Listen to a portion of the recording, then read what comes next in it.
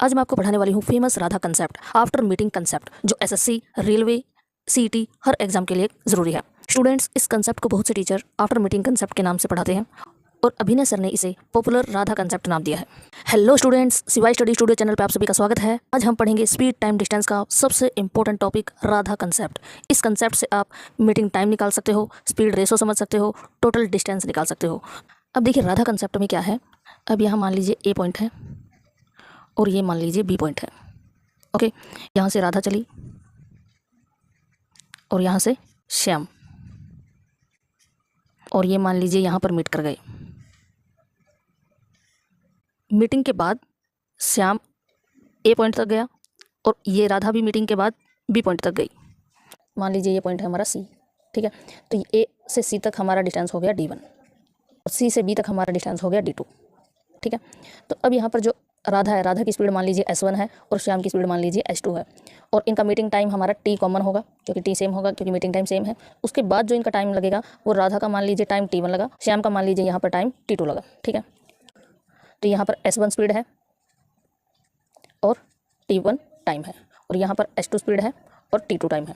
तो यहाँ पर इस हिसाब से हमारा जो D1 आएगा वो आएगा हमारे पास S1 S2 T2। स्पीड यहाँ पर S2 है, टाइम भी T2 है, तो D1 जो होगा वो S2 T2 आएगा, और यहाँ पर जो D2 होगा वो आएगा S1 T1।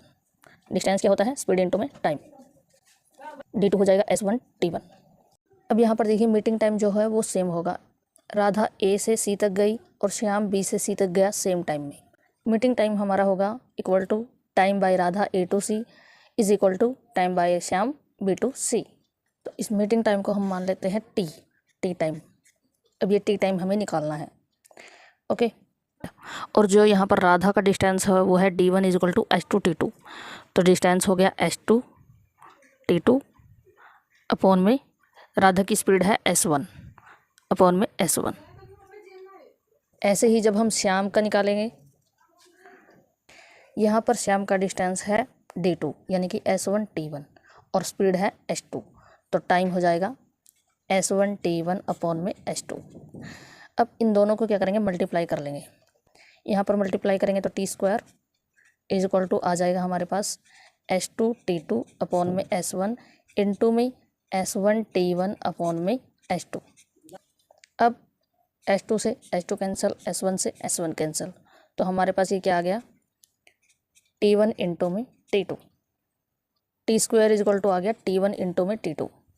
T is equal to आ जाएगा दोनों तरफ रूट करेंगे तो T आ जाएगा हमारे पास रूट T1 T2।